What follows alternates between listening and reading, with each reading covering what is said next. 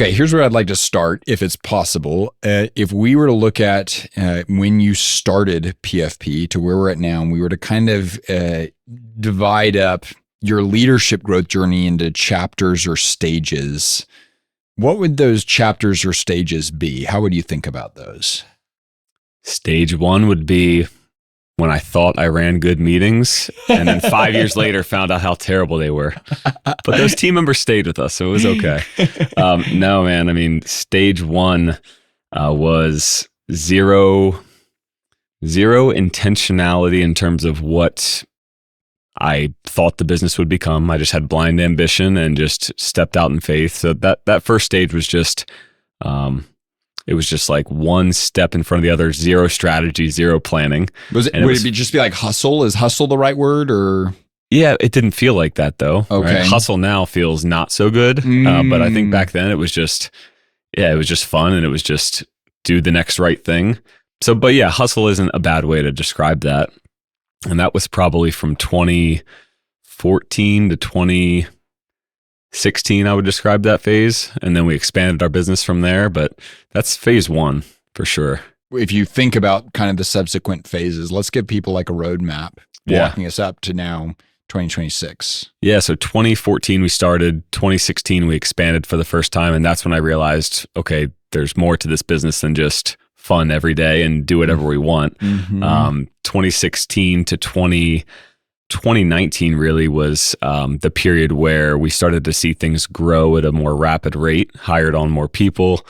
And then in 2020, that's when over COVID is when we tripled the size of our business, our brick and mortar training fitness facility. And at that point, it was still manageable, I guess I would say. And then in 2020 is when God gave us the vision to have multiple locations, which then that changed the game, right? Going from one that I could oversee everything to scaling to multiple locations, which then required more systems and processes. So that's 2020 was the start of a very different chapter, I would say. It's when we introduced EOS, and yeah, that changed a lot for our business. Yep. And then do you think like that scale process of, so if we were to say like hustle 14 to 16, growth 16 to 19, scale is 2020, does that lead us up to where the PFP business is today, 2026? I would say, yeah. Okay, awesome. Yep. I'm so fascinated in particular by like where you're at today from a leadership perspective, because I've actually known you. I guess I haven't known you since 2014. You and I probably met around 2016, right? 2016, 2017. Yep. I feel like I've known multiple Andrews during that time. And your values and personality haven't changed all that much. Your leadership style has changed a lot. You've known multiple Alexes in that time as well. Sure. But I think what I'm so fascinated by is the type of leader that you are now. And you and I just spent some time together the past couple hours together, and the journey of how you've gotten there. And that's what I'd love for us to dive into. So let's just start with that hustle stage. What were your leadership strengths in that stage that laid the foundation for what PFP later would become? And what were your weaknesses at that stage? I would say in that stage, my character strengths were probably my leadership strengths, right? Like I was considerate of people. I cared about people, the team members that we had on board. I wanted to make sure that they were well taken care of, that they were recognized, that they were, they felt special. I think that it was the people side of leading the team that I did well with. The weaknesses were definitely having uncomfortable conversations, clarity, communication, anything that required structure really, or organization. Entrepreneurial, right? Those were my strengths. Getting the business going, coming up with new ideas, getting the team excited about them, definitely strengths. And then anything that an entrepreneur is typically not good at are things that I was not good at. Yeah. I mean, you're pretty archetypal in that way. It's pretty remarkable. Yeah. When you look back to like that 2-year period, what's the greatest value that you're like, man, I'm so glad I went through that 2-year period because it changes the way I lead now? Honestly, it was the first time. I wouldn't even consider myself like throughout high school playing sports and whatnot. Like, I don't even think that I was a leader then. Like I never wanted the responsibility of leading people. So just from 2014 to 2016, just the very nature of hiring on 5 to 7 people and having to lead and manage them, like that was the biggest growth that I had ever gone through up to that point in my life, as far as people are concerned. I didn't know how, I thought that having sisters growing up, I knew how to deal with women, but nope, not until I employed them, where I was, wow, this is different. This is different.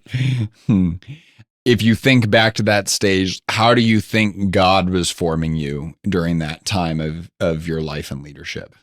2014 to 2016, I became so obsessed with excellence in what we were doing from a customer service and delivery standpoint. It had to be the way that I thought it had to be.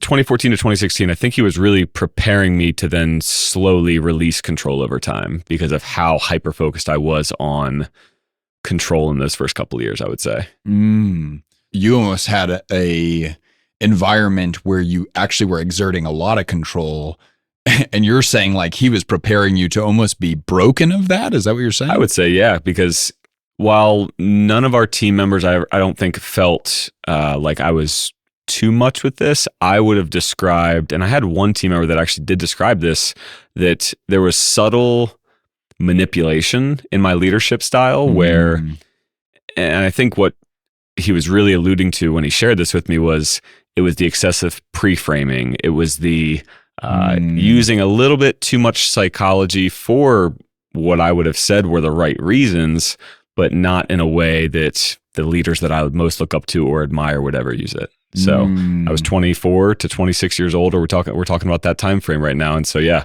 that was probably what he was trying to break in me during those years, or prepare me to be broken in that way. How do you think about your ambition during that stage? I wouldn't say it was massive ambition. It was more, and I never had like fear necessarily that we weren't going to be able to like pay the bills or anything like that. But from an ambition standpoint, 2014 to 2016, I didn't have any ambitions of having 4 locations or 20 locations, or now our vision is even bigger than that. But I was never thinking to myself, I want to have a $10 million business or a $100 million business. It was just like, this is fun and we're making a really big impact in people's lives. And I want to make sure we do this well. And I want to do this right, no matter what that, costs. So if we had interacted with you at that stage, would we have described you as confident? In some ways, yes.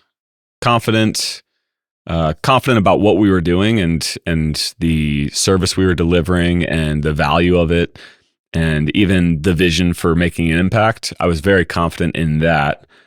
Confident in my ability to lead people one-to-one, or to lead meetings, or I guess there's levels to confidence. So in some ways, I think people would think I was confident, and others, they knew that I was still a kid, right? Trying to figure this out. I had team members that were far older than me, right? That, sometimes the way they would look at me, like they'd be like, "Oh, Andrew, that's sweet." I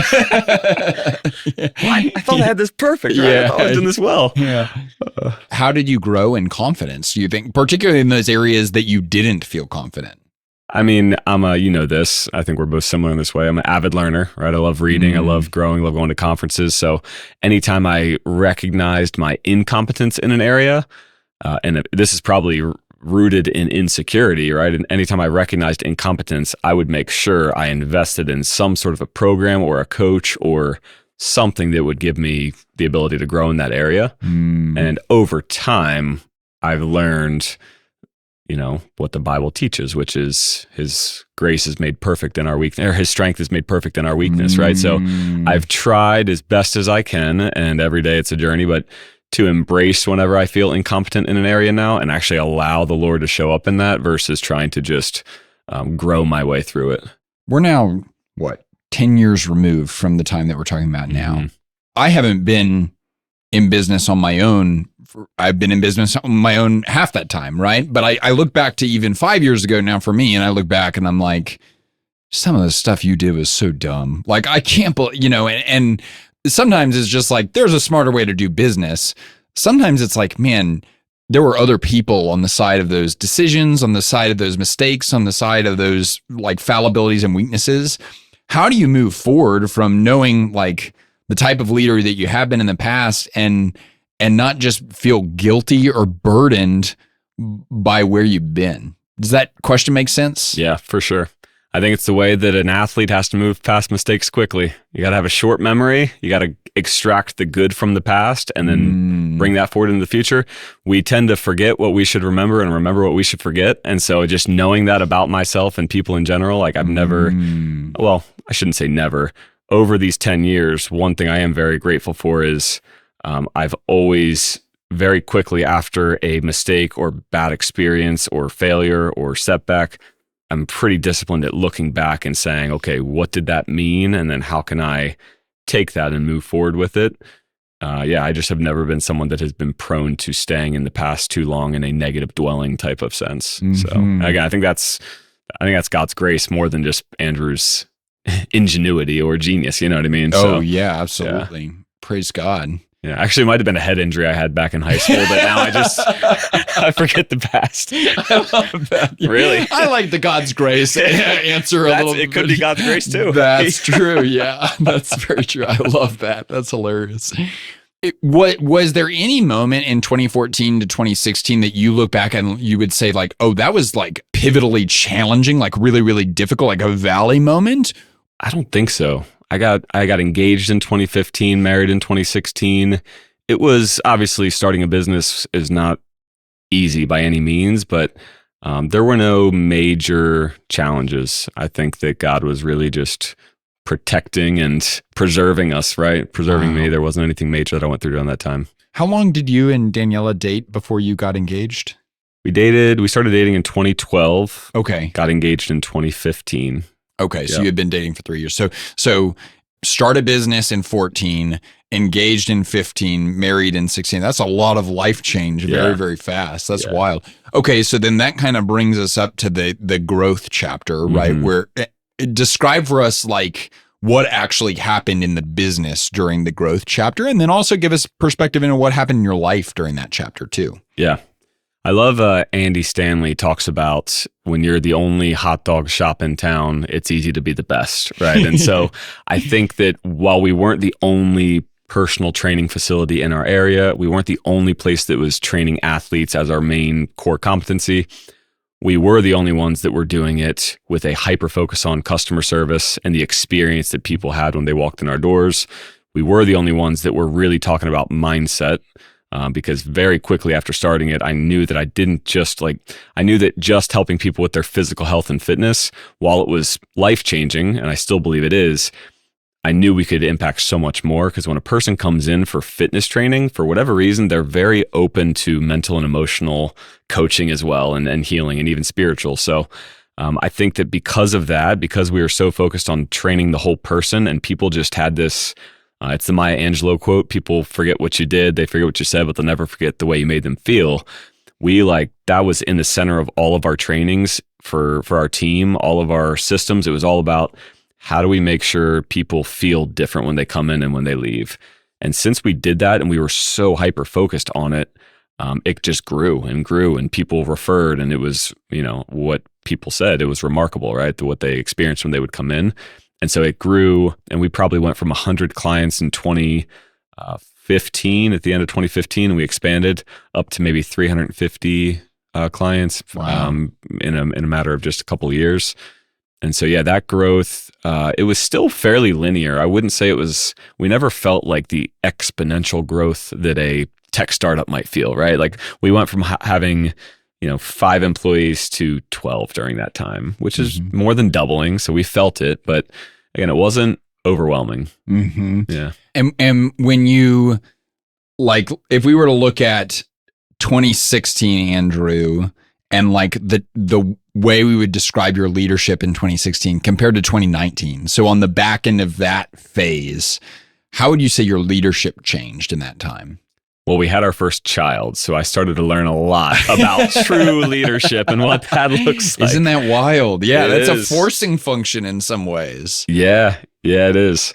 I think from 2016 to 2019, if you were to ask my team how my leadership style changed, I think that they would just say that I continued to let go of more and more control. I sought more of the team's feedback and opinions, and genuinely, like I started to realize through challenges and having a kid, even I started to realize how much I didn't actually know. And one of the greatest things that I did was got one of our business coaches at the time. he went around and interviewed my spouse and then 2 or 3 of our leaders that reported directly to me.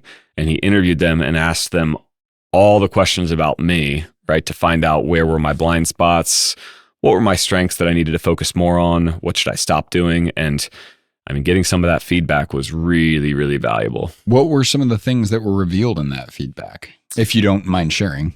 Yes. This is back in 2019. Man, some of the things I want to say, the manipulation type thing that I was alluding to earlier, that was more pre that time. But still, I had this strong understanding of psychology and mindset. And so I would always have that temptation to utilize that to get people to think the way I was thinking or that I wanted them to think. And so that still, God was still working some of that out of me, I would say, during that time. Yeah. So almost just like tactics or like kind of like some Chris Voss stuff or exactly. Like, yeah. Yep.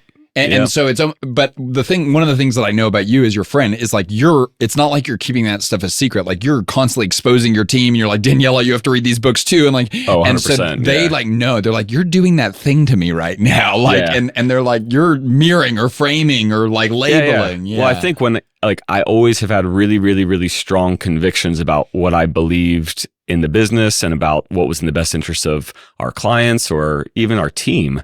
And so I would come at it through that very strong stance. And that's something that I'm still like, I think that over the years, even like Joe, my business partner, he would say that I've gotten better and better about not coming into a situation with a predetermined set of answers in my mind about what I think it should be. Right. But I think that when you have a strong conviction, I think that the temptation is to not truly genuinely seek out what other people are thinking or the opinions of others. So that was some stuff that that became more and more clear. I think that everybody said, Andrew only has one speed and it is not slow. And so that tends to rub off on the rest of the organization. He's very passionate, but with passion, the flip side of that is, sometimes you're just too aggressive, right? Yeah. And so, those are some of the things. There was more. Hopefully I've worked on at least half of them. Yeah. I like that. What were the strengths, maybe even like they weren't strengths that you had to tap into in the hustle stage, but in the growth stage, you actually started to find like, oh, I'm actually pretty good at this. Yeah. I mean, I've always been a great coach, right? But as the business, and we'll get into this a little bit later, as the business grew, I needed to lead more, right? Which is different. When you're leading a growing organization is very different than coaching people, right? There's elements of coaching that have to happen, but right, one is client facing, one is team facing. And so, the strengths of mine were definitely in coaching. And with that, I loved developing our team members from a personal, professional, spiritual standpoint, right? And so I loved like helping them have breakthroughs. And so a lot of our meetings, even one-on-one meetings I would have with our team, like they turned into coaching sessions. And I think our team liked it, right? For the most part, they enjoyed it because I genuinely wanted to see them have breakthroughs. To me, it was like, and I even remember saying these words, I'm like, I don't care about the business right now. Like, I just want to like figure out like, well, let's talk about like, how do we like help you have your breakthrough that that you want to have and that I want you to have. And so I think that was probably my strength. And again, on the flip side, it was definitely a weakness for the business. Right? How did that show up as a weakness for the business? Yeah, I mean, our team meetings, like I would bring in guest speakers, or I would have us watch a video, or I would have us read books, and it was like there was no structure around like what happened in the business last week and what are the things we need to do this week. It was about just like, how do we grow? And I think that an element of that though was so good for the foundation of the business, because I still believe to this day, like your business will never outgrow the personal growth of the people that you have, right? And the leadership of your team. So I was always doubling down and investing on ways to help our team members grow personally and as leaders and professionals. It's such an interesting, like when you look back, like, would you do that differently now today? Or would you look back and be like, there's a cost to everything we choose to do. And that's a cost, quite frankly, that I'm willing to pay just because the payoff of investing so much in personal growth was totally worth it. Yeah. I don't think I would change it. Really? Yeah. I mean, and I've never, and I think this is like, I'm really glad that I've never looked at it this way, but I'll never forget the first time I went to another business and heard the leader say something along the lines of, we have X number of dollars in payroll in this meeting right now, so we have to make sure it's productive.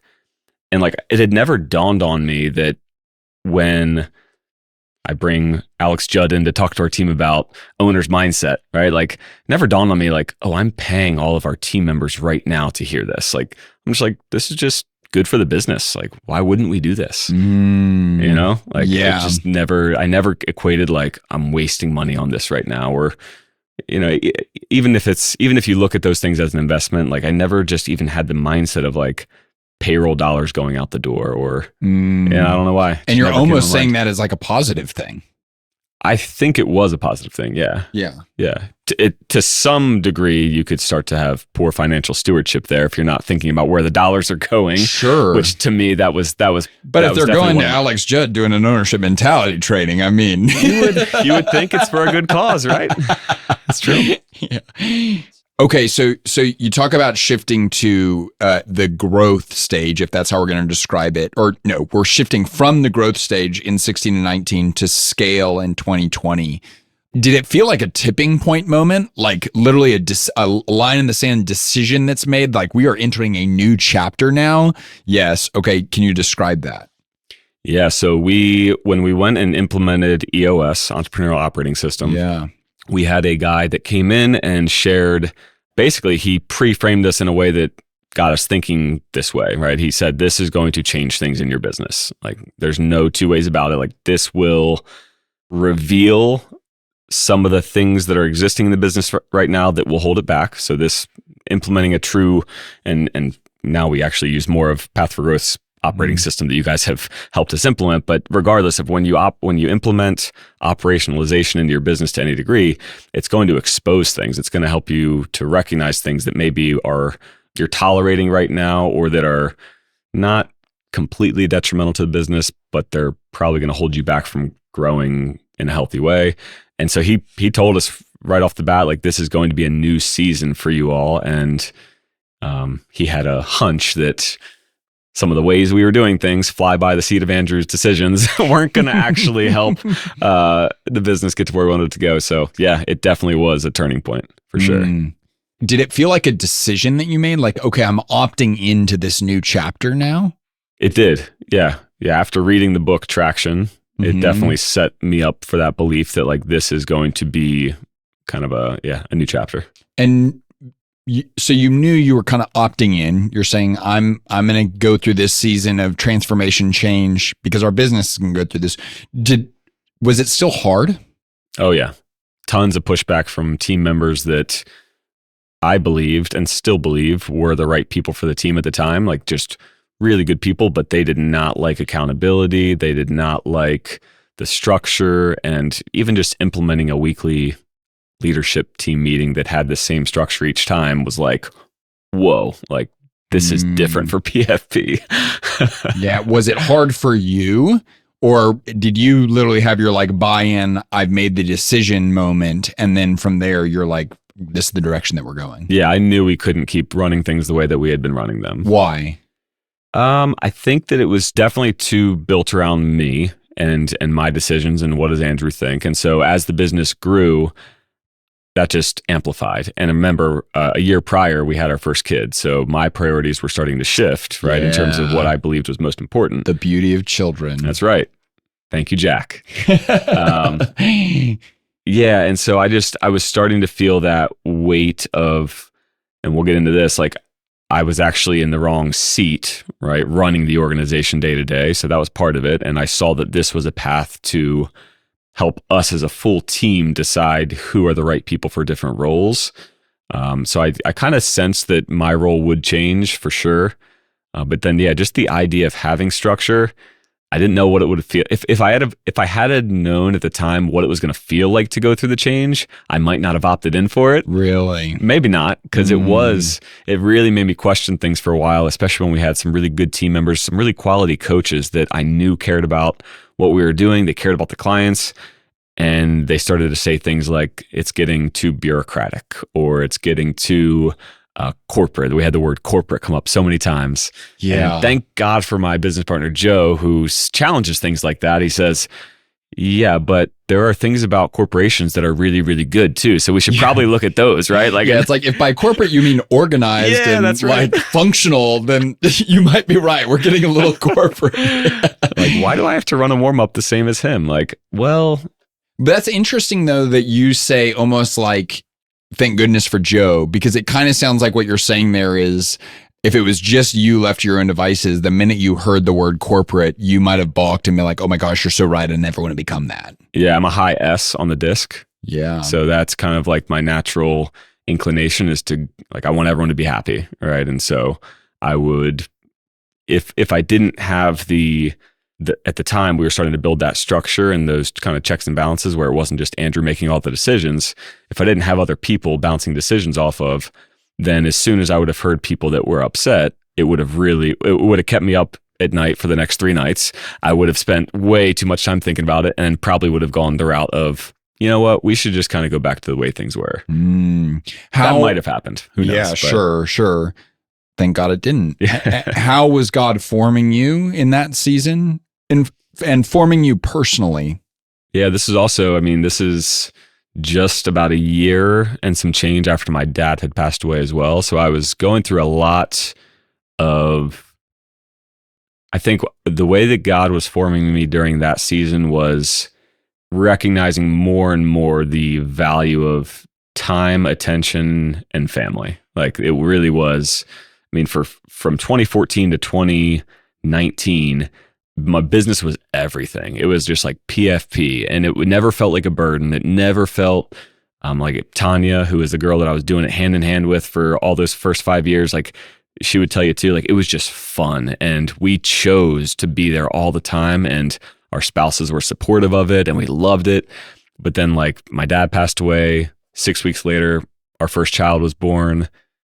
6 months after that is when we started to really think about like operationalizing the business and having more systems and processes. So it was just all like just connecting those dots, even thinking about it now, like it was really preparation for what's most important in this season. Is it the comfort of the way things used to be, or is it a business that is still going to accomplish the mission at a very high level? It won't look exactly the way it looked before. Mm-hmm. And you're going to be able to be a present dad and husband. Like, yeah, that was it. It's pretty interesting for you to say, like in 2014, one of your weaknesses is hard conversations, like some of the like hard decisions and working with those in and through other people. And then we look up and in 2020 and a little bit and some change after 2020, you're saying like, I'm actively making all these decisions that are probably opting you and the team in for more hard conversations and things like that. Yep. This has obviously been like a little bit of a drive-by, and I want us to park more on stage 4 as we kind of go into like the membership side of this conversation. But I guess what I would love for you to do is talk about the decision that you most recently made that in some ways feels like the 4th chapter of this story that we're talking about. Give us a little bit of context on what that is for you and your kind of leadership growth journey. Yeah. So we're now at 4 locations, 3 different counties, and our team's grown to 30 couple of people. And we've had this structure of visionary integrator for the last 4 years. And that has been really, really good. And I've operated in the visionary role for most of those 4 years. And at our current growth trajectory, and just where the business is at, I had been feeling and sensing for the last probably couple of years that there might be another area of the business that I could add more value in and be more in my strength zone than the current role of visionary CEO.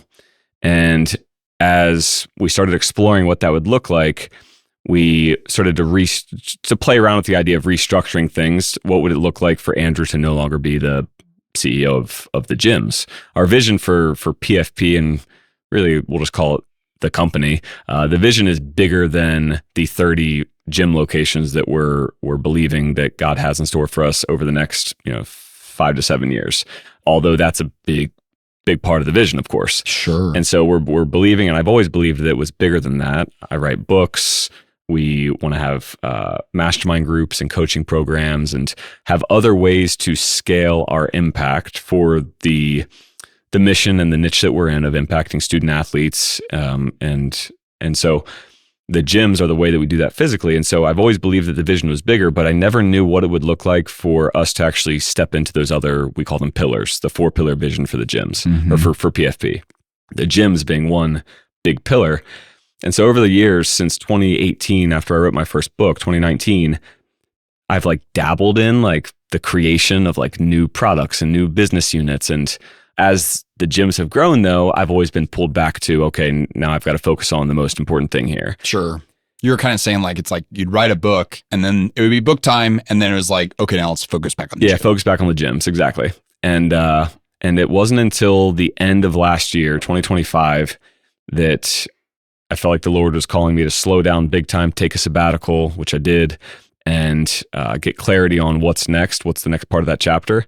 And it just became very clear, like we would be dumb not to at least try what it would look like for Andrew to not be CEO of the gyms, because we have a very competent leader who I've mentioned him a couple of times, Joe, who could be that person, and for Andrew to actually dive into these other pillars and give it a fair shot, right? So that's where we're at right now. How exciting. Well, I appreciate you for sharing that in real time. Final question for you before we kind of dive deeper into that conversation on the season that you're in. And really, I want to talk about the season that you're in now, the sabbatical, and like what that process looked like and what that taught you, but then also the decision, or like kind of even just the inkling stages of the decision. But before we get into all of that, say you're sitting down and having coffee, or maybe having a workout with someone, and you finish this sweaty, brutal workout, and then they just say, man, I am at this spot where I kind of realize like it feels like I'm turning a page or turning to a new chapter, and like the type of leader that I'm going to need to become in order to really effectively lead the organization that we now have is going to have to be different. And they're like, I don't know if I can do that. I don't know if I want to do that. And they're getting a little bit shy of kind of crossing that chasm. How would you counsel, or what advice would you give that person? I share the 4 buckets that you gave me to think through. Yeah, for sure you can. You're welcome to. You're going to have to remind me of the 4 buckets. Yeah, you gave me a good framework to think through, but I won't talk about all of them. I'll just talk about maybe 1 or 2. One is motive, right? Like, what is your motive for either deciding to continue to be that CEO or main leader for the organization, or your motive for maybe promoting someone else into that title and giving yourself. I haven't even thought much about what it actually was for me. Was it a demotion? Was it a sideways, a lateral move? Was it a just whole different business? Like, I don't know. I don't think too much about like what are the titles of all those types of things, but like, what is your motive for going one way or the other? And if it's driven by fear or greed, I would say you might want to check that motive, right? But if it's driven by something that you believe God's put in your heart, gifts, passions that He's given you, and what's in the best interest of all parties, which stakeholders was another one of those buckets that we had talked through, where it's like, who are all the people that are involved in this decision, and who will be affected by it, and how will they be affected by it and impacted by it? And so, yeah, thinking through some things like that, I think were a really, really good step in the right direction for me. And I even told this to our, people from our leadership team. Like, I told them, like, over my sabbatical, I wrestled with like, am I running away from something right now just because it's hard and because it feels uncomfortable? Like, why am I doing this, right? And so those are things that I wrestled with. Man, well, thank you for sharing that. We'll dive deeper into that conversation in base camp, but man, thank you for kind of walking through. Geez, I mean, over 10 years in under 30 minutes. Pretty epic, Andrew. So thank you. You got it. Hey, y'all, thanks so much for watching. If you want more content like this, we've got some killer stuff planned. So make sure you rate, review, and subscribe. Let's go, let's go, let's go.